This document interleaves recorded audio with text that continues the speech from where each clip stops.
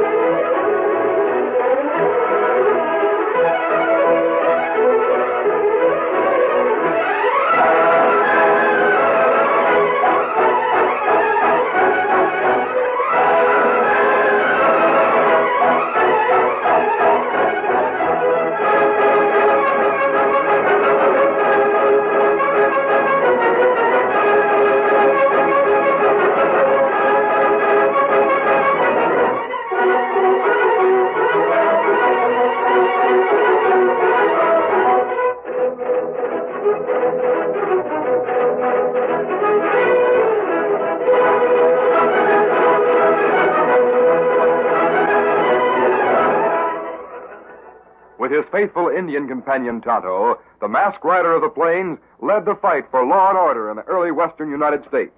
The stories of his strength and courage, his daring and resourcefulness have come down to us through the generations, and nowhere in the pages of history can one find a greater champion of justice.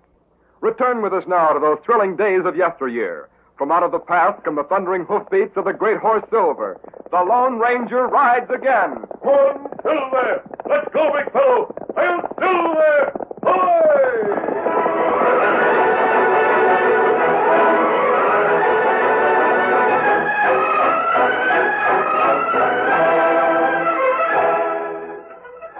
Winter still reigned in the upper regions of the Saddle Rock Mountains.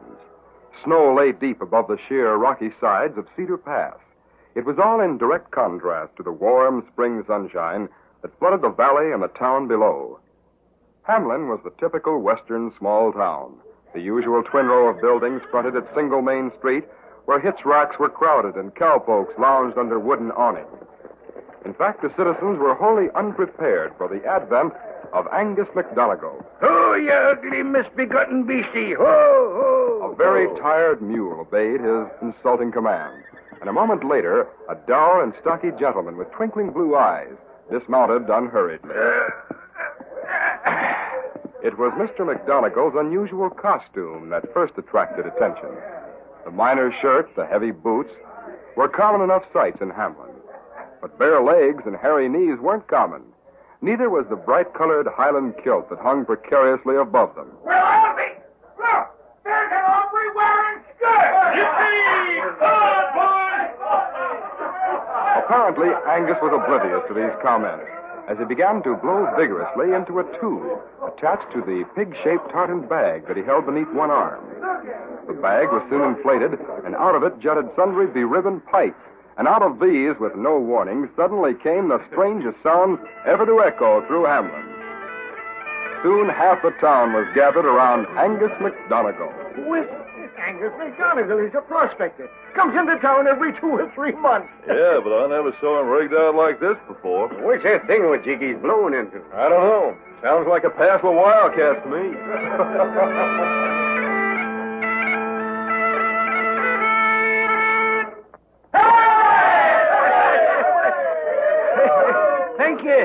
Thank you, my friends. 'Tis good to see you all appreciate good music. Oh! Give us another tune, Scotty! Aye, but first I must tell you me reason I've got sounded the pipes of the old clan McDonegal. 'Tis to remind you that 3 days hence is election day. Dinna forget to cast your vote for an honest and fearless officer of the law, Sheriff Jim Cafferty. Well, didn't you agree with me? Oh. Nate Willis. It's no surprise to hear ye say that. You're one of Boyd Kruger's hired thugs, a gunman and a rascal. Yeah? Listen, you old kook. Jim Cafferty ain't got a prayer to stay on as sheriff in this town. We want a real woman, and we're going to have him. Boyd Kruger. Hey, lash. How about it, boys? We're voting for Kruger, ain't that right? Brah! Didn't you people ken what Kruger and his gang are about? I'll tell you. Grandpa, I'm talking. Hey, and so are the pipes of McDonigal.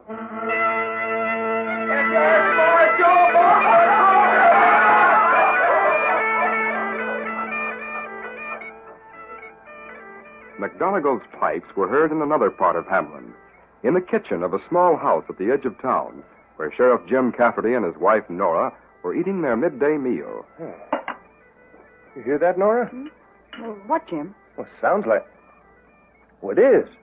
Bagpipes. Oh, Uncle Angus. I forgot to tell you. Angus, is he in town? Oh, I wish your uncle hadn't chosen this exact time for his visit. You mean the election, Jim? Well, Boyd Kruger's been bringing in more gun hawks every day. It's like a keg of powder, and it's bound to blow up. I know. It's worried me. I was telling Uncle Angus about the election. Well, you shouldn't have done that. Why? Surely he can't. Jim, what's wrong? Nothing. Forgive me, honey. It's just nerves, I guess. Letting Boyd Kruger get my goat. I should be doing my job, whether I'm reelected sheriff or not. No one in their right mind will vote for Kruger. Everybody knows what kind of a man he is. His imported gunmen will vote for him, and they're legal residents, because he claims are all working as dealers in his saloon. Oh, Jim, what can you do? Nothing, except keep my eyes open. Chet Billings from the 3-Bar Range has a large herd of steers bedded down east of town. And that might be a temptation to some of Kruger's men. So I'm watching it day and night. In the meantime, I'll finish my lunch and then see how Uncle Angus is making out.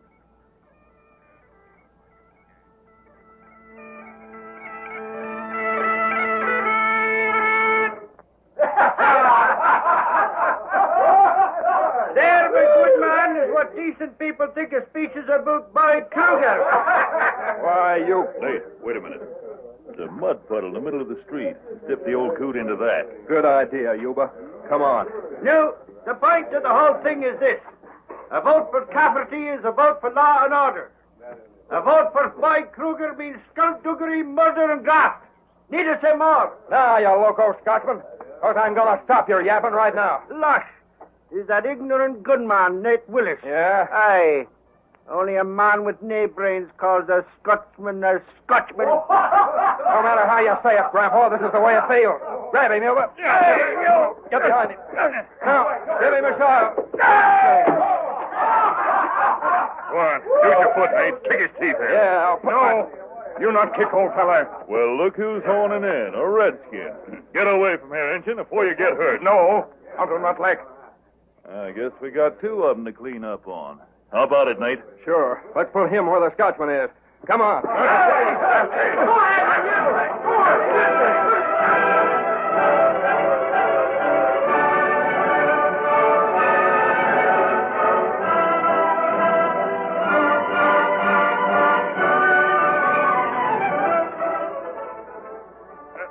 And this house you live? Aye. What we do, no man, is the hem of my knees. You feel better? Aye. Thanks to ye, my Aborigines friend. Me bring... Uncle Angus. Oh, you've been hurt. Angus, what happened? Just a wee altercation, lad. There's nothing serious. But you're covered with mud. Your kilt is Aye. torn. Politics is a dirty business, lass. I was making a speech urging the citizens to vote for Jim Cafferty. On twa thugs, Nate Willis. Nate Willis? You mean he and another one of Kruger's men beat you up? Aye. And they might have succeeded. My redskin friend said the day. Oh, thank you so much for helping me. That's all right. And I'm glad you're not seriously hurt, Angus. But I'm sorry that you... why did you do it? You been drinking, Angus? Nay, lad. Not a drop. Don't scold him, Jim. He was trying to help. I and know, but I didn't want any trouble with Kruger's men until I... That's why I'm watching that herd for steers tonight. If I can only catch them red-handed before the election, I'm sorry, lad. Very, very sorry. That's all right. What's done is done. But don't do any more electioneering. Now, come on into the house. I'll clean that mud off of you. And your Indian friend, Why, Jim, where'd he go? Redskin? He's over there mounting his horse. 'Tis a shame he didn't wait. Any man who fights like him should have been born a Scotsman.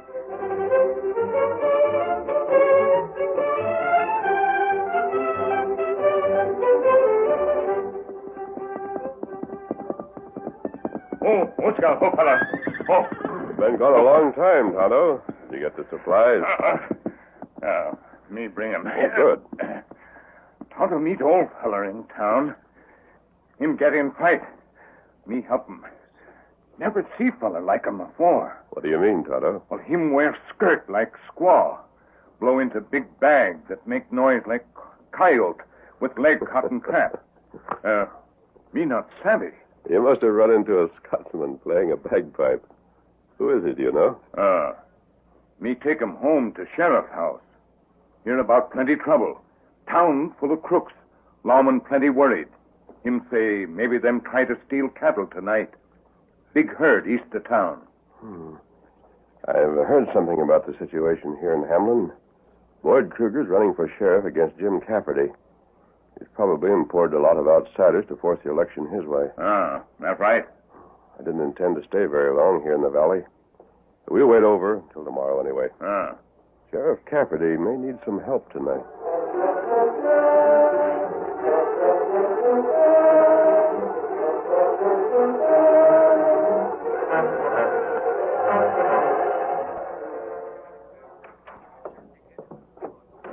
Almost midnight, boss.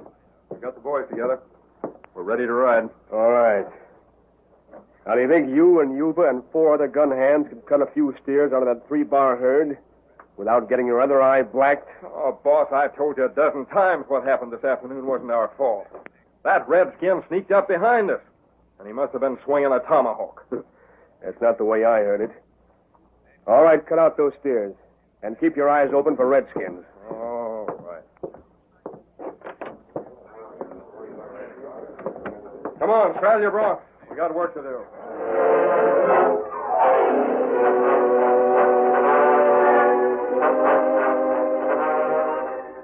Angus, you wanted to help. I'm giving you the chance. Listen carefully. Aye? That's the 3-bar herd right ahead of us. I've got deputies spotted on the north and south side. I'll watch the west flank. Aye. You wait right here. If any of Kruger's men try a rustling trick, we'll have them in a pocket. Losh, man. We will indeed. Now, if you spot them, if they pass you here, signal me by firing your gun. You understand? Aye. No fear, lad. I ken your instructions. Mm-hmm. I hope so. Keep out of sight now, and don't make any noise.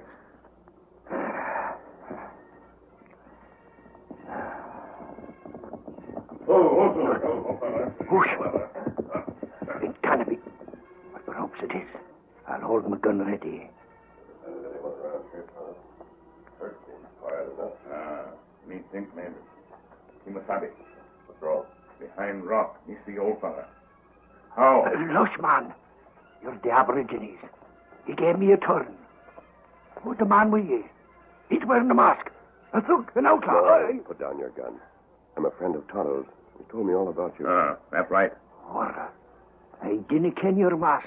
Don't worry about it. Oh, where's Sheriff Cafferty? Is he out here? Aye. We're watching for a lot of... There. It must be them, Kruger and his thieves. An old trick. I heard a commotion on the far side of a herd, then cut out cattle from the near side. Come on. You mean we're again to war? Not exactly war, but if the sheriff's nearby, we may be able to help him. Lash! If it's war we're marching for, I need my sack to Wait a minute. Tonto and I have guns. You won't need Nay, to... guns, man. The pipes of McDonagh. No, don't. Stop it. You'll stampede the cattle. And they're headed this way.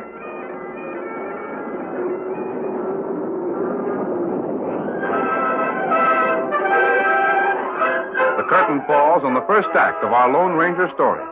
Before the next exciting scenes, please permit us to pause for just a few moments.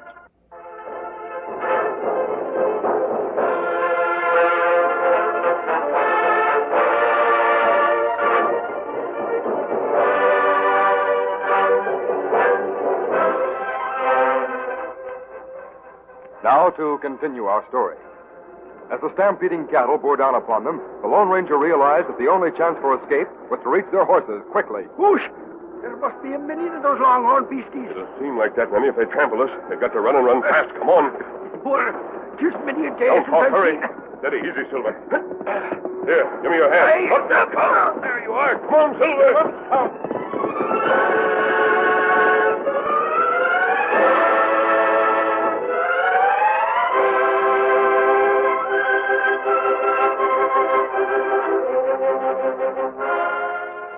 Some of Kruger's men. I know it was.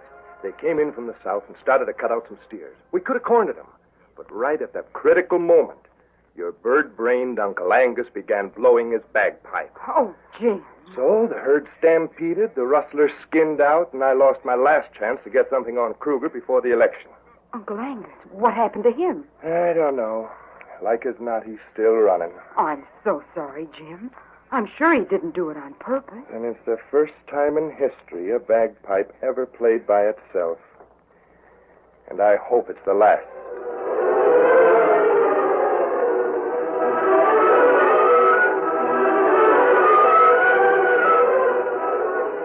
Another alibi, huh? And you call yourselves cowpunchers, gun hands. How do we know that local Scotchman's going to be out there blowing his bagpipe? You didn't. But you said yourself you saw Cafferty and some deputies riding in from the west. Suppose they'd nailed one of you. Now, listen, boss. Cafferty was just as surprised as we were. Stampeding the herd must have been the old man's idea. Well, maybe so. I've got over 200 of you yahoos on my payroll. Now, do you think you can keep out of trouble till after election's over, day after tomorrow? All right, then get out of here. I'm tired of looking at you.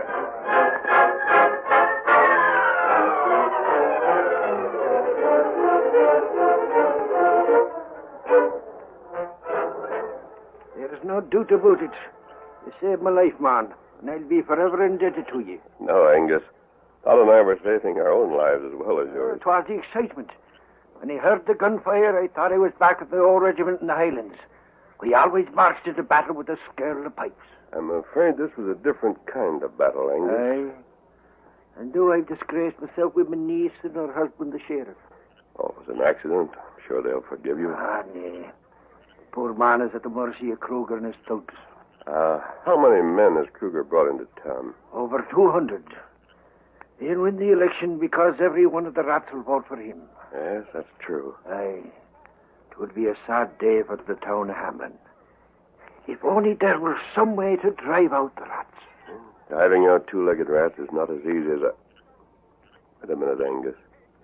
The name of this town is Hamlin, isn't it? Aye. Don't you remember a long time ago, there was another town of the same name that was infested with rats? I didn't ken. Bushman, you're talking about a fairy tale. Yes, that's right. Those rats weren't driven out. They were led. Aye. But I can't ken your logic, son. My idea isn't exactly logic, but it may work. Tonto, we found a couple of small gold nuggets up north. Are they still in the saddlebag? He get them. Good. Now, Angus, are you a drinking man? Well, that's a hard question. Maybe a drop or two for my stomach's sake. Do you think you could pretend to be drunk? Aye. But I cannot see the good pretense in matters like that. Perhaps it would be best... No, we can't take the chance. You're speaking a riddles, man. I'll explain it all in detail later. Do you know where Cedar Pass is? Aye. A narrow and dangerous canyon. At this time of year, tons of snow and ice may fall at any moment. That's right. Here, golden nuggets. Thanks, Tonto. Now listen carefully, Angus. Here's a plan that may help to keep Jim Cafferty as sheriff of Hamlin.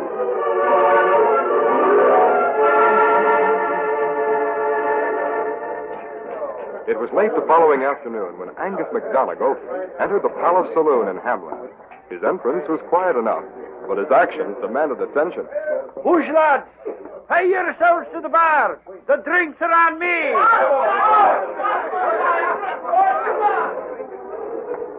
Yuba and Nate watched this unusual occurrence, and a short time later reported to Boyd Kruger. I don't believe it.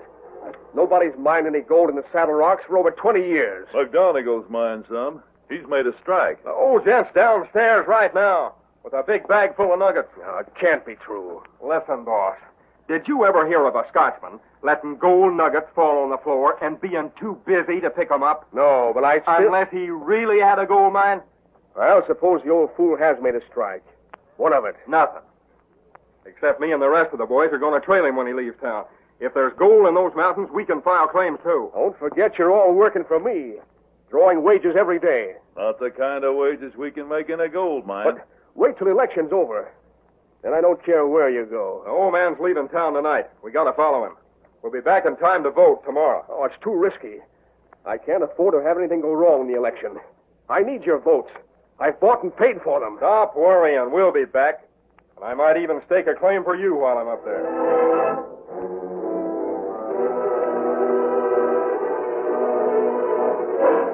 There he goes, Nate. Riding away from the livery stable on his mule. Good. All right, you hombres. Mount up and string out. We got to keep that old duffer in sight. Yeah. Can't let him get wise. We're trailing him. What in the... It's the bagpipe. The old fool's so drunk he's playing his bagpipe. This makes it easy. No matter how far ahead he gets, we can hear that thing and keep on his trail. Yeah, it's a cinch. Come on. It was a strange and ghostly procession that wound its way out of Hamlin that night. 200 gold-seeking horsemen followed what they thought was a pie-eyed piper. Several hours later, they rode through grim and narrow Cedar Pass, and they could still hear Angus MacDonald on a trail far ahead. Say, Nate, it's past midnight. How much further is that crazy Scotchman going to go? What do we care, as long as he's heading for a gold mine?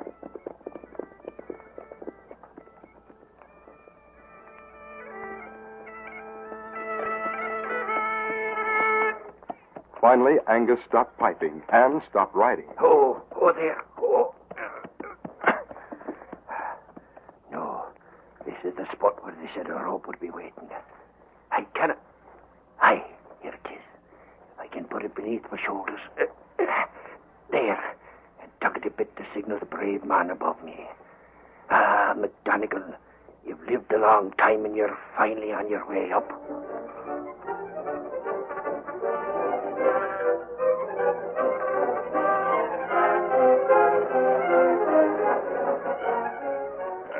Almost here, Tonto. Keep pulling. Dutchman, you must be near exhausted. That's all right, but we've got to hurry. There you are. Come on, Angus. You can ride double with me. Did you find the blasting powder and fuses in my miner's shack? Yes, everything's set.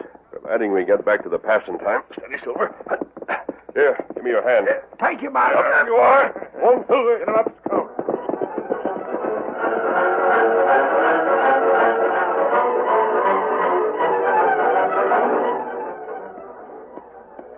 He can't be far from here. We found the mule. Hey, Yuba. Any sign of him? No, I can't figure it out. Not hiding a hair of the old goat. Just like he sprouted wings and flew. He's got to be here. There's no place else to go. All of you spread out and start hunting. It's kind of spooky, Nate. Just like something... What was that? What? Look, the path. Somebody blasted the snow on one side of the path. Lucky thing we weren't under it. What do you mean, lucky? We're bottled up in here. It'll take us at least a week to dig our way through that snowslide.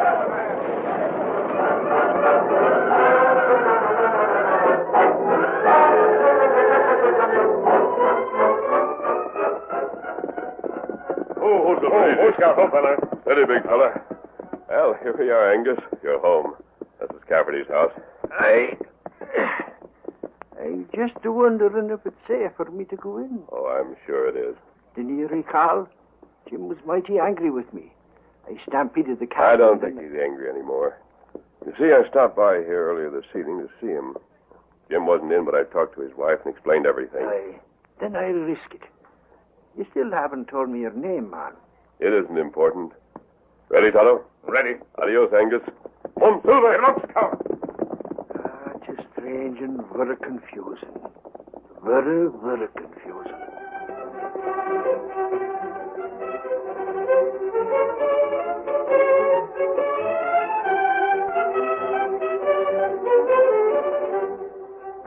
It worked, Nora. The returns are in from the election. I'm still Sheriff of Hamlin. I beat Kruger. He's even sold a saloon and left town. Oh, I'm so glad, Ah, Jim. that trick of Uncle Angus's. It worked like a charm. Kruger's gun hands are still marooned up there in Cedar Pass. Aye, lad. It'll take a lot of digging to get through all the snow. I sure owe you an apology, Uncle Angus. How'd you ever think of it? Nay, 'twasn't me, lad. It was the tall gentleman who wears a black mask. Tall man in a black mask? What are you talking about? That's right, Jim. He came by here to see you last night.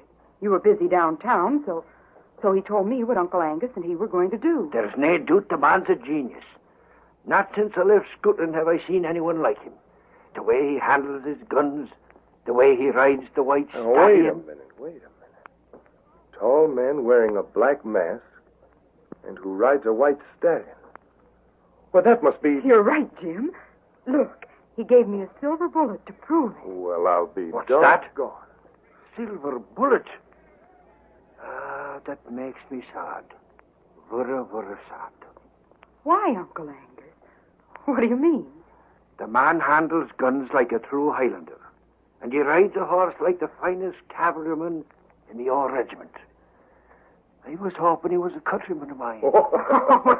Well, maybe he is, Uncle Angus. Did you ask him? Nay, lass. You just blasted all my hopes. No true Scotsman would give away silver bullets.